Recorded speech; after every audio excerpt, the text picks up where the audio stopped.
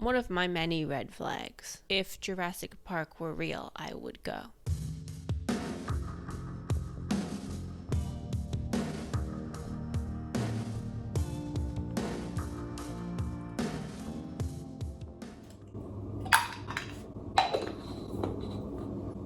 Okay. Check out the thrifted top. Very cute, not scrubs. Has a cool back. It like laces up, but it's fine. I don't exactly know how to address this, so I'm just going to do it. If you're related to me, please leave. I don't know if that's the mature thing to ask, but I do make at least one cum joke per video. If you think that's for you, if you want to see me, Kalia, do that, you can stick around. This is your chance to leave. People who are related to me. You couldn't have waited until I was like, hey, look, guys, I'm doing something with my English degrees. Yapping for hours on the internet and making cum jokes. No. Anyway, hello to all of you new people. If you're expecting me to talk about the Locked Tomb some more, I will not at the moment because I'm not summoning anything. But today I offer you something else. Quarter life crisis existential depression summer books. These are books that you could also read during your quarter life existential crisis depression girl summer. There was Hot Girl Summer, there was Barbie Summer, there was Brat Summer. This summer for me was quarter life existential crisis depression girl summer. This term can apply at any age. It can apply at any gender, any sex, whenever you want. You're having a lot of existential thoughts, having a little bit of a life crisis. Maybe it's because your brain finally finished cooking and you're like, what the fuck have I been doing this whole time? You don't really care about anything anymore, and you used to care so much. Quarter life existential crisis girl summer core is staring out at the ocean wistfully, listening to Nickelback. Never made it as a wise man. Every time I try and do a voice, I just ends up being Cher. Books that fall under the quarter life existential crisis depression girl summer umbrella are books that are a little bit thoughtful, maybe to the point of being a little bit scary, but something about them is comforting. There are a couple entries on the Quarter Life Existential Crisis Depression Girl Summer reading list that are choose your own adventure. I'll put in a little note whenever I get into real spoilery territory. And if you don't have the bandwidth to start a new book, something that I struggle with often, even though I really enjoy reading, and reading is something that makes me feel better, feel free to watch the movie, listen to the song. I can't really think of any other adaptations for the books that I discussed, but do what you need to do during your quarter life existential crisis depression girl summer. Sea of Tranquility by Emily St. John Mandel, whom I love. I don't want to use the word meta, but I think that's the only word I can use to describe this book. It's a very meta book. Sea of Tranquility follows a bunch of different characters at different times who all experienced this phenomenon. They all have had this moment where they heard violins playing and vertigo thing. Sea of Tranquility is like a cornerstone of quarter life existential depression girl summer. It's a good grounding book. Okay, now I'm going to spoil Sea of Tranquility. It's a time travel book, but also a we're in a simulation book, but it doesn't matter. Core thing to remember during quarter life existential crisis depression girl summer. So what if it's a simulation? You felt it. It was real to you. My only was the woman who went missing on the boat. Her brother was the video composer person who found that clip of her in the forest capturing that glitch in the simulation. That woman just disappearing off the boat. I was very dissatisfied by that. I wanted it to be another case where someone had gone and time traveled to get her. You could definitely find space for that in the book, but maybe I've just been reading too many things that bash me over the head with meaning instead of like letting me find it. So I like to think that that's what happened to that woman. Did this book make me cry? I don't think so. No, I cried when he saved the man who was supposed to end up in the asylum because he told him that, like, no, dude, you're not crazy. Like, that actually happened. I'm a time traveler. I will think about Sea of Tranquility for many years. any Jeff Vandermeer book. I really like Annihilation. I really like Born. Hummingbird Salamander. Also, this was funny. One of the pull quotes on the cover of Hummingbird Salamander was from Emily St. John Mandel, and I had just had an Emily St. John Mandel book. It would be a fun reading challenge. Follow the trail of pull quotes for future things. Someone could take that idea. I'm not super attached to it. I wanted to reread Annihilation, but I left my copy at home, so I just watched the movie. Bury Our Bones in the Midnight Soil. Only V.E. Schwab could get me to read a book with that long of a title. Perfect book for this reading list. It's gay, it's about vampires, and it ponders mortality a little bit. Bury Our Bones in the Midnight Soil follows 3 women, Alice, Sabine, and Charlotte, told in the third person but shifting focalization with some kind of omniscient narrator occasionally peeking through. A great book to read physically, also a great book to audiobook. Alice is narrated by none other than Caitlin from Arcane. Yeah. And Julia Whalen, when I heard her speaking to me through a lesbian vampire, definitely had a bit of a fangirl over that. A book very much about relationships, grief, self-discovery, trust. 3 women, all starting around sort of the same age and following them through the process of eating box and becoming a vampire. Am I wrong?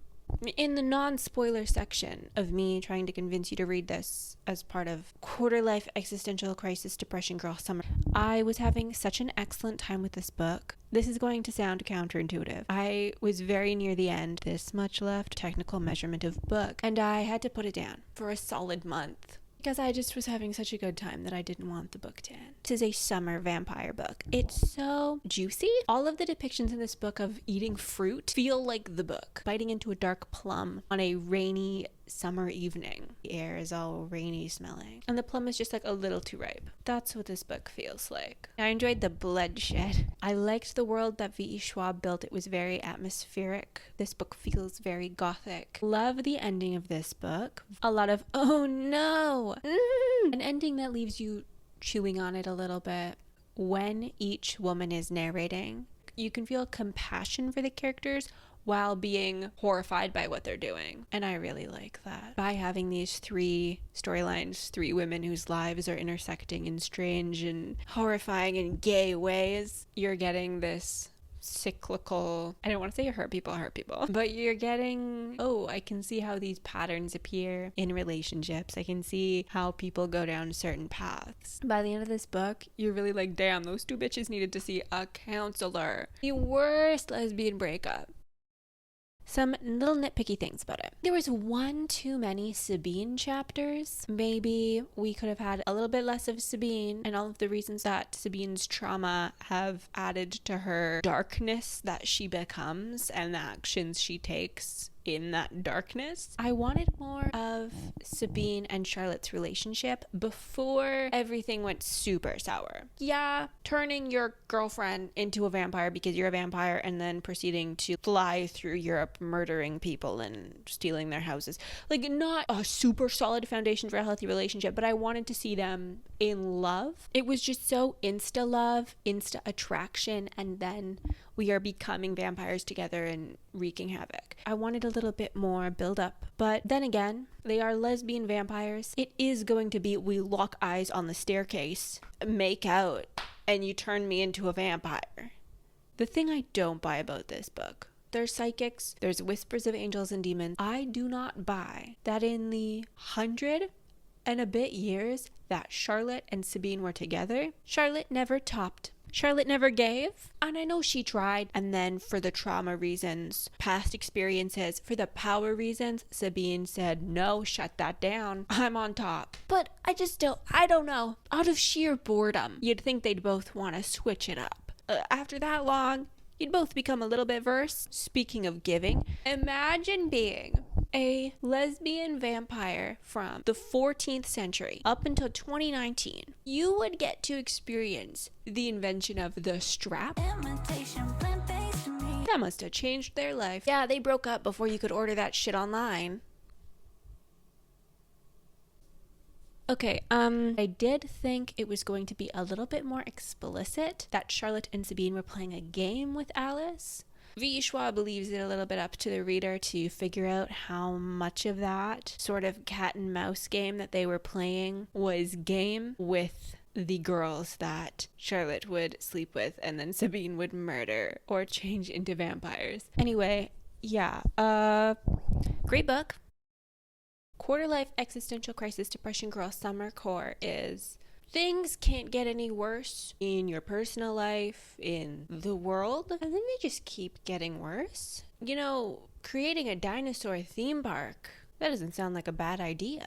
Jurassic Park by Michael Crichton. This slot on your Quarter Life Existential Crisis Depression Girl Summer reading list can be your reconnecting with childhood interests. If you're a dinosaur girl, Jurassic Park is a great option. We're going to think about ethics a little bit. We're going to think about the fragility of humanity, hubris, ego. Life finds a way. The all-lady dinosaurs at Jurassic Park are going to find a way to transition and repopulate the planet. The trans agenda. Yeah, of course. Is it crazy that if Jurassic Park, the novel, came out today, people would have a hissy fit about it? I had not read this book until this summer, even though I might like dinosaurs a little bit. If I had managed to get this video out sooner, it would have been more on theme. Quarter Life Existential Crisis Depression Girl Summer comes with drawbacks. I didn't expect this book to be so thriller, but I should have. It's Michael Crichton. I don't usually dabble in Michael Crichton, James Patterson, Clive Cussler, Dick Lit, but you can get me to dabble in it if there are dinosaurs. Jurassic Park starts off very suspenseful. The first thing that happens, the raptors being referred to as devils, the compies sneaking into people's houses and eating their babies.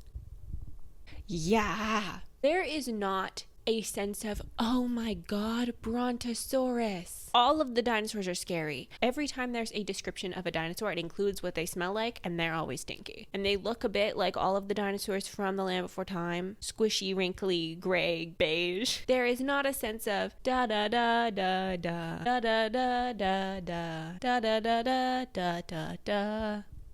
For those reasons, I enjoy the movie more because you get that, oh my god, dinosaurs. This book is, oh my god, dinosaurs. The T-Rex attack, the first one in the Jeeps, very good. Raptors, fantastic. Yeah.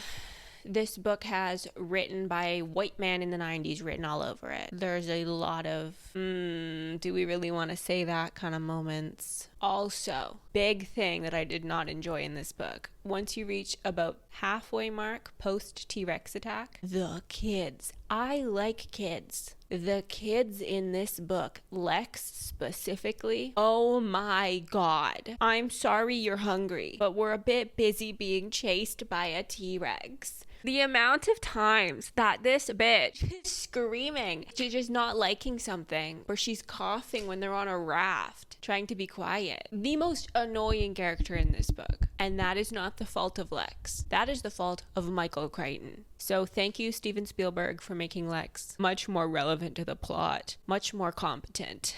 That is another win for the adaptation over the novel. I didn't know that Hammond dies at the end of Jurassic Park. Gets eaten by compies. Downfall of wealthy men who think they can do anything. The book, starring dinosaurs.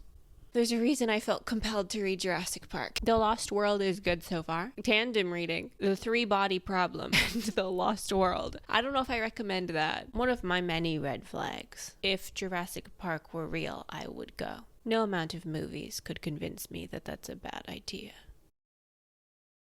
Wuthering Heights, Emily Bronte. The inspo for this one is the best adaptation of Wuthering Heights. Kate Bush's Wuthering Heights. Your eyes are so wide. This was my first time reading Wuthering Heights as an adult. Oh my god. Maybe you're thinking, Kalia, a little bit of a Bronte scholar. How have you never read Wuthering Heights? And to that I say, I don't know. I don't spend as much time with Emily Bronte as I do with Charlotte, but I respect her game. Why is Wuthering Heights on Quarter Life Existential Crisis Depression Girl Summer reading list? There's a lot of what if in Wuthering Heights. That is a key feeling, key experience. During Quarter Life Existential Crisis Depression Girl Summer, you're hearing ghostly cries on the wind. You are Jane Eyre running from Rochester. Also, being on the moors would cure Quarter life existential crisis depression girl summer. I don't know if this is a good time to be adding this book to this reading list, considering the thought pieces, the feelings that this book has stirred up recently as a result of the Emerald Fennel adaptation. I was like, okay, Emerald Fennel, horny, off-putting, weird movies. Wuthering Heights, horny, off-putting, weird book. At this point, I'm feeling less optimistic. I mean, I was already not having it. Why are we whitewashing Heathcliff? And now you're probably saying, Clea, you read this book for the first time, blah, blah, blah. I knew Wuthering Heights, I knew the story, I had read it before, but I didn't get it until now. And I'm not saying that 11-year-olds reading Wuthering Heights on their Nintendo DS don't get it, but they don't get it like we get it during quarter life existential crisis depression girl summer. This book is hornier and weirder than I remembered it being, but that could also be because at this point, I don't want to be like, la, la, la. But like, Victorians notoriously are really weird because they are really repressed and really horny. And in order to sometimes fully understand everything that's happening, you have to know 8 other things and all these social levels, cultural things. If this isn't a thing that you know, sometimes it may ruin the illusion of, oh my god, romance, oh my god, classic, so pure, this is how it was done in the olden times, as it should be, so chaste. And then you learn that every time a hedge grove is mentioned and there are couples going into hedge groves, they are banging.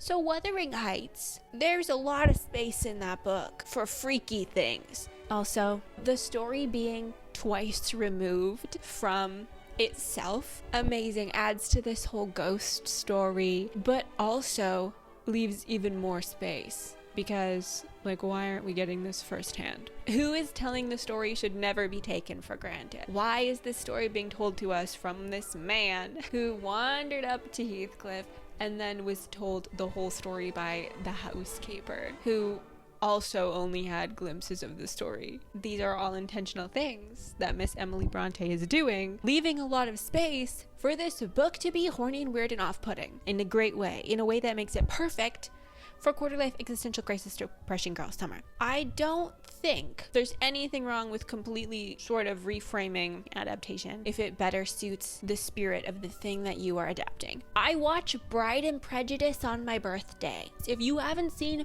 Bride and Prejudice, do yourself a favor. Go watch it. Ignore the bloopers where Harvey Weinstein shows up. Forget about that. Everything else about it, fantastic. Bride and Prejudice, in its spirit, that's Pride and Prejudice. In Pride and Prejudice, does Mr. Wickham emerge from the sea during a beach rave? No. Should he have? Yeah.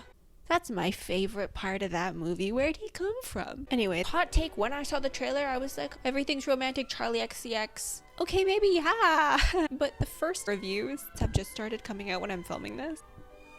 What? There's being horny and weird and off-putting, and then there's that. I have an open mind. It's a little less open now. I'm a little afraid. And not because I think it's going to, like, ruin a classic. Without getting myself in a giant pickle, I don't think this is the fault of booktok, as I've heard some people say. I don't think this is the fault of spicy books. I mean, booktok has increased rating. Maybe certain people who didn't know that smut existed now know and think that it's brand new. People have been writing dirty, nasty books since people have been writing books. It's not a sign of the fall of civilization and the end of literature. People have always thought it's the end of literature at every moment in time. Let me know if you want a booktok think piece. All of that to say, I don't think it needed to be that explicit, but I'm completely on board with a Charlie XCX everything's romantic horny Wuthering Heights. There's a world in which Wuthering Heights is adapted horny and weird and off-putting, and it's hell yeah, because I think that is Wuthering Heights. In that world, Catherine is played by Havana Rose Liu, and Heathcliff is Assad Zaman. I haven't even really told you what Wuthering Heights is about. You probably know what it's about. There's ghosts, she's pregnant, scary mean man, people die, one too many people marrying their cousins. Stop it. We already have a pseudo-sibling yearning longing, and then we're marrying our cousins. Let's not do that. Thanks, Emily. I think that's the only, I could be wrong. I don't think there's a Bronte book where anyone else marries their cousin. So maybe Emily just had to really double down on it and get all the cousin marrying in one book. You marry your cousin once and then you manage to marry your cousin again. I think Kathy married each cousin she had. This book is less fun if you think about it as, oh my god, classic. This is the most romantic book I've ever read. This book is so much more efficient if you think of it as scary, gothic, a little bit Dracula. Very good. And I can say that from experience. From the experience of reading it on my DS. First experience of reading it during my quarter-life existential crisis depression girl summer. There are romantic lines in Wuthering Heights. Wuthering Heights is a romance, but it's a romance in the sense of the romantic tradition. It's a romance in the sense that the monk is the monk of romance. Wuthering Heights is not a romance in the contemporary way we think about romance. It's like I'm saying the sky is blue. Was I thinking about Wuthering Heights the way After thinks about Wuthering Heights? Whatever our souls are made of. His and mine are the same. No, I was thinking this is a fantastic book. I'm scared. I was thinking those two people are so perfect for each other in the way that they are both insane. I've said this so many times. I don't think I've said this on here though. If the Bronte sisters were alive today, Charlotte and Emily would be writing dark romance mafia fiction. Please argue with me if you want. I think Anne would be writing like Sally Rooney style. I low-key can't believe this book came out when it did. I think this book was pretty controversial. I remember reading some really weird reviews of this book and they were like, oh my god.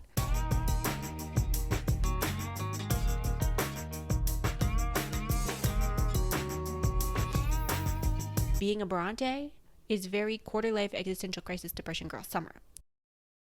I'm going to do the outro in this look. Those were the books that I read during my quarter-life existential crisis depression girl summer. Not a lot of books, but I didn't want to tell you how many times I reread some other books. This is a guideline template. Summer's almost over. But this can happen at any time. It doesn't have to be in the summer. So if you're feeling quarter-life crisis existential girl summer fall, feel free to adjust the list to your liking. I really left the Jeff Vandermeer one open for you. We're gonna get through this. Thanks for watching. Goodbye. This is so off topic, but is anyone else watching Alien Earth? The prominence of Ice Age 3 is my favorite thing to happen this year. Why are they quoting Ice Age 3 in Alien Earth? Why is Sid the Sloth PNG slow fading on my screen? No. Oh my god, it's Ice Age 4. Ice Age 1 is the baby. Ice Age 2 is the flood. Ice Age 3 is the dinosaurs. Ice Age 4 is the pirates. Ice Age 5 is the asteroid. I can't believe I'm so stupid. Anyway, tell me your thoughts on Alien Earth in the comments. So yeah, I don't know why I brought that up. This is how I dance at the club. Why hasn't this been brought back as a TikTok dance? We're doing it again. I don't know why I did that.